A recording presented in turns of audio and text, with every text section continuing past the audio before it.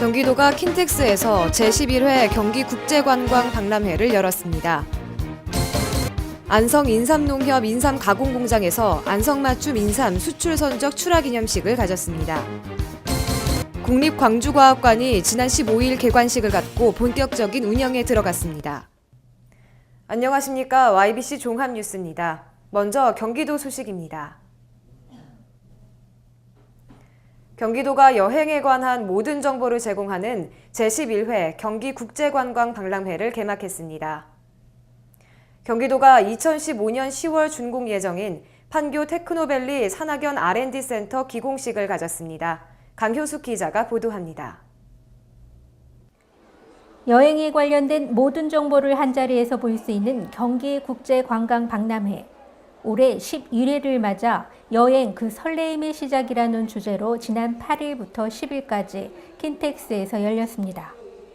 박람회에서는 여행 상담부터 예약 구매까지도 가능하며 가고 싶었던 여행지의 먹거리, 전통 의상 등 다양한 문화도 미리 체험해 볼 수 있도록 마련됐습니다. 여행 가려고 하면은 비용도 많이 들고 하는데 이쪽에서는 오늘 오니까 행사도 진행도 많이 되고 가격대도 많이 다운되다 보니까 저희로서는 부담이 덜 되고 매년 10만 명 이상의 관람객이 다녀가는 국제관광박람회.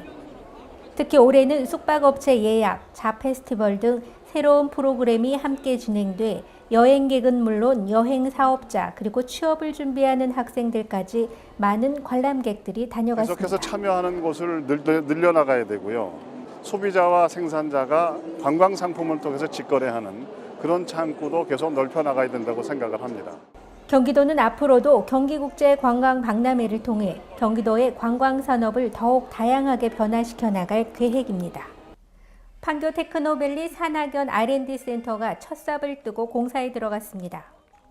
이번에 건립되는 산학연 R&D 센터는 판교 테크노밸리의 산학연 공동연구개발 촉진과 비즈니스 공간을 지원할 예정입니다.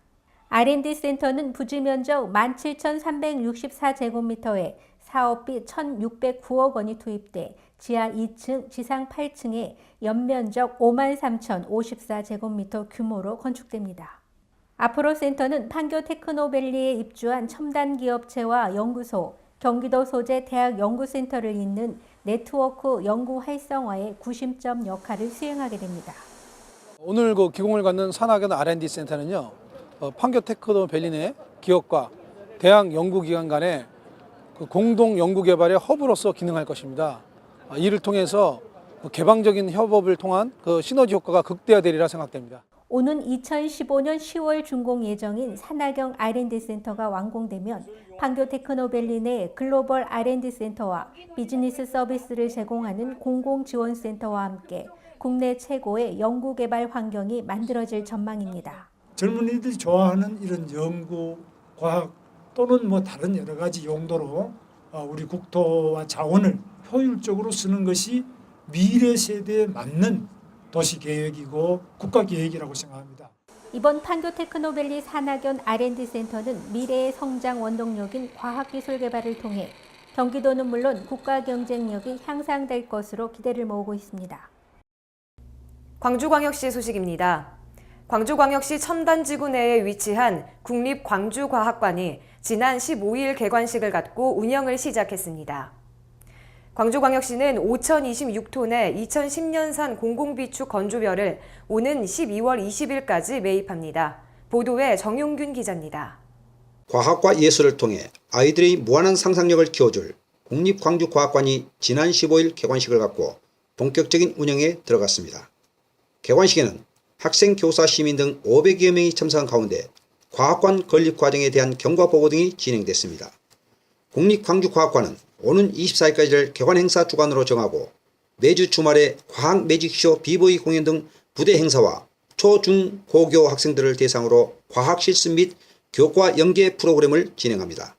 한편 국립광주과학관은 광주 첨단지구 내 98,248제곱미터 부지에 지하 1층, 지상 3층 규모로 상설 전시관 2개와 기획 전시관 전체 투영관 등을 갖추고 있으며 매주 월요일을 제외하고 오전 9시 30분부터 오후 5시 30분까지 운영합니다. 광주시는 오는 12월 20일까지 2013년산 공공비축 건조배를 매입합니다. 자치구별 매입 일정은 남구와 북구가 18일, 광산구 19일, 서구 20일, 동구 25일부터 시작해 12월 20일경 마무리할 계획입니다. 이번에 매입할 건조벼 물량은 5,026톤으로 동구 4톤, 서구 224톤, 남구 980톤, 북구 828톤, 광산구 2,990톤입니다. 올해 공공비축 우선 지급금은 건조벼 1등급 기준 한 포대당 5만 5천 원으로 농가의 경제적 편의를 도모하기 위해 매입 현장에서 바로 지급하고 내년 1월 매입 가격을 확정하는 대로 최종 정산할 계획입니다. 광주에서 YBC 뉴스 정용규입니다. 전라남도 소식입니다. 전남 영광 대마전기 자동차 산업단지 준공식이 지난 5일 영광군 대마면 송죽 남산리 산단부지에서 열렸습니다. 대마전기 자동차 산업단지는 특수목적법인 탑글로리가 165만여 제곱미터 부지에 민간 투자 1,677억 원, 도비와 군비 45억 원 등을 투자해 완공했습니다. 이곳에는 현재 일반 기업 4곳이 입주해 있으며 내년까지 14개 업체가 추가로 입주할 예정입니다. 전라남도는 귀농 귀촌을 희망하는 도시민을 대상으로 농어촌 현장 체험 행사를 진행했습니다. 전라남도는 지난 16일과 17일 도시민 유치 농어촌 현장 체험 행사를 추진했습니다. 이번 현장 체험은 서울 경기 지역 신청인 40여 명이 참석한 가운데 행복마을과 전원마을 현장을 돌아보고 귀농인 성공 사례와 도의 지원 시책을 소개하는 프로그램으로 진행됐습니다. 도는 올해 4천여 명의 귀농인을 유치했으며 내년 1월에도 도시민 유치 팸 투어를 계획하고 있습니다. 오산시가 지난 17일 제74회 순국선열의 날을 맞아 오산 현충탑에서 합동 위령제를 진행했습니다. 보도에 홍승화 기자입니다. 대한민국 전몰군경유족회 오산시 지회의 주관으로 열린 이날 행사에는 오산시 김필경 부시장, 오산시 의회 최용수 의장 등 관내 기관 단체장들과 유가족 및 보훈 단체장들이 참여했습니다. 11월 17일 날이 순국선열의 날이에요. 그래서 우리 유족들이 또 미망이랑 또 상위군경회 기타 보훈단체 여러분들이 꼭 이렇게 참여해서 행사를 꼭 치릅니다. 이날 위령제에서는 주요 참석자들과 유가족의 헌화와 분향으로 호국 영령들의 넋을 위로했으며 최종관 전몰군경 유족회 오산시 지회장의 추념사와 김필경 부시장의 추모사가 이어졌습니다. 우리 민족이 비운을 겪고 있을 때 불굴의 의지로 항일 독립투쟁을 펼치었던 순국선열의 영전에 삶과 경건한 마음으로 명복을 빌며 우리 후손들이 크나큰 번영을 누리고 있음을 21만 오산 시민과 함께 깊은 감사를 드립니다. 이날 합동 위령제는 국권 회복을 위해 헌신한 순국 선열들의 독립정신과 희생정신을 후세에 전하고 순국 선열의 얼과 위훈을 기리기 위한 자리였습니다. 오산에서 YBC 뉴스 홍승화입니다. 경기도 평택시 소식입니다. 1914년 이후 평택의 역사를 돌아보는 평택 100년 대토론회가 지난 13일 평택시 청소년 문화센터에서 개최됐습니다. 홍승화 기자가 보도합니다.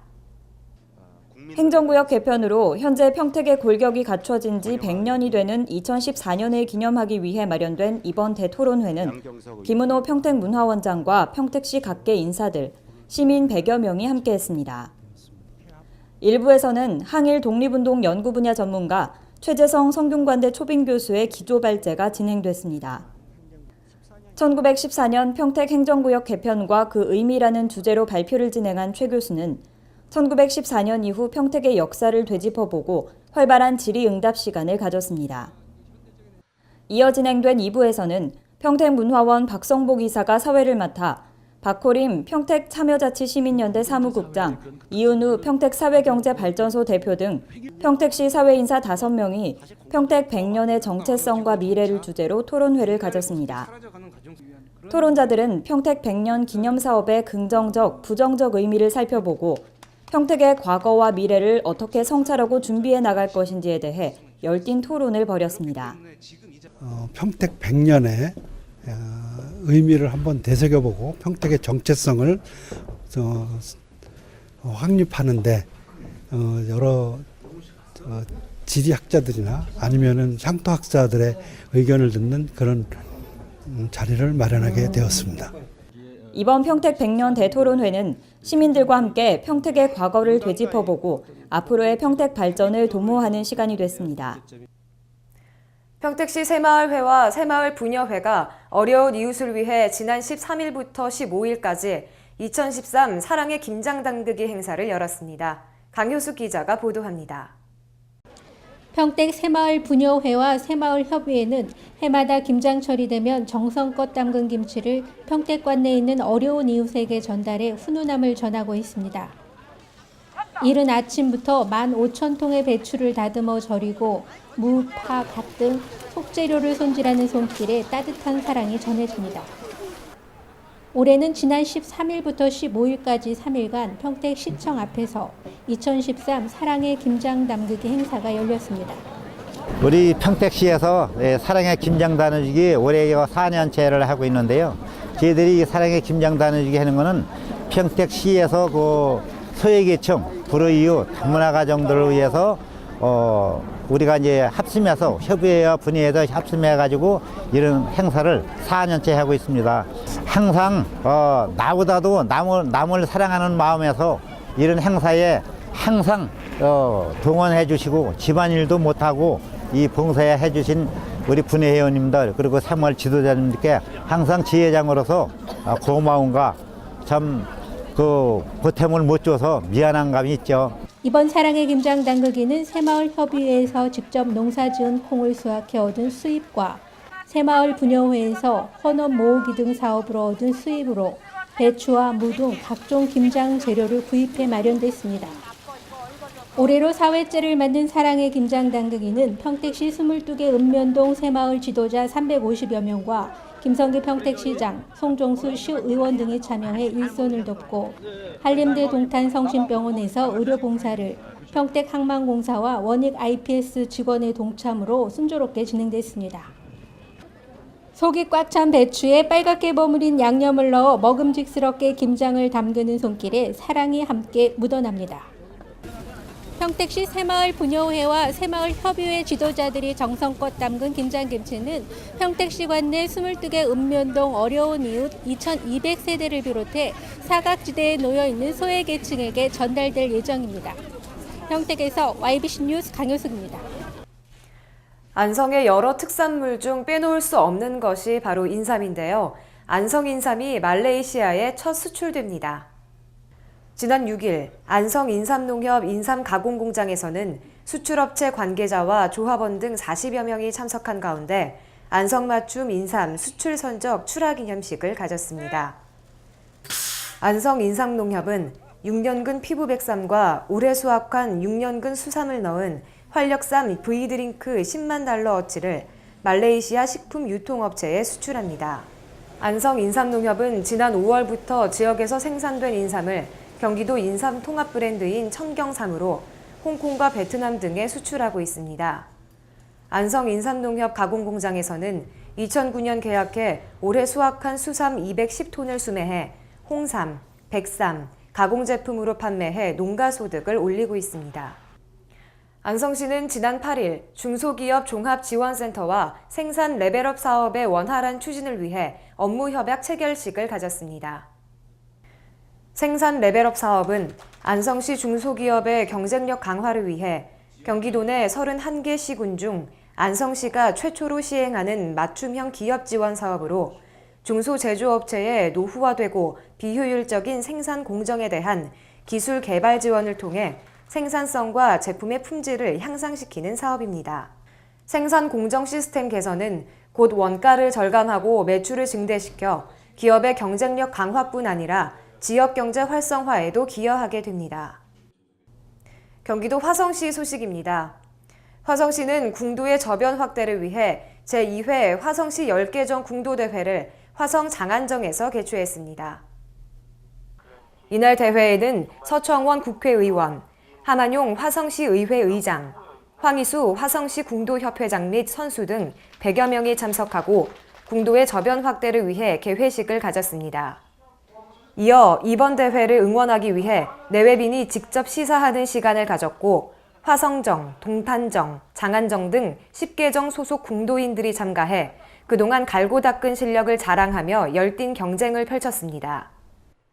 장안정 10개정 대회를 계기로 그동안 갈고 닦았던 솜씨도 좀 뽐내보고 싶었고, 그다음에 장래 이제 큰 대회다 보니까, 행사다 보니까 적극적으로 참여하고 싶어서 참가하게 됐죠.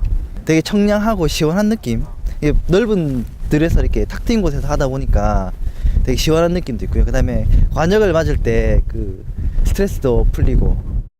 이번 대회는 혼성 작대, 삼순 기록 경기로 진행됐으며 장년부, 노년부, 여성부 개인전과 5인 단체전으로 나뉘어 치러졌습니다. 화성시는 시민체육대회 때 궁도 종목이었어서 다른 어느 지역보다 궁도가 활성되어 있는 지역입니다. 근데 현재 화성시를 대표하는 화성정이라는 대표정이 아직 설립이 안 돼 있습니다. 그래서 화성시에서는 지금 부지 선정과 예산 확보를 통해서 대표정을 질 수 있도록 지금 준비하고 있는 그런 단계이고요. 많은 궁도인들이 지금 궁도에 종사를 하고 있고 즐거운 스포츠를 하고 있습니다만은, 아시다시피 궁도는 공간을 많이 필요로 하는 그런 종목입니다. 그래서 각 지역마다 소규모로 정을 운영하고 있는데, 지역에 있는 공간과 궁도의 정확한 지원에 대한 부분이 필요한 그런 시기적이라고 생각합니다. 화성시는 내년 상반기 12억 원의 예산을 들여 화성정 이전을 앞두고 있으며 궁도대회를 통한 궁도의 저변 확대에 기여하고 있습니다. 이상으로 YBC 종합뉴스를 마치겠습니다. 시청해주신 여러분 고맙습니다.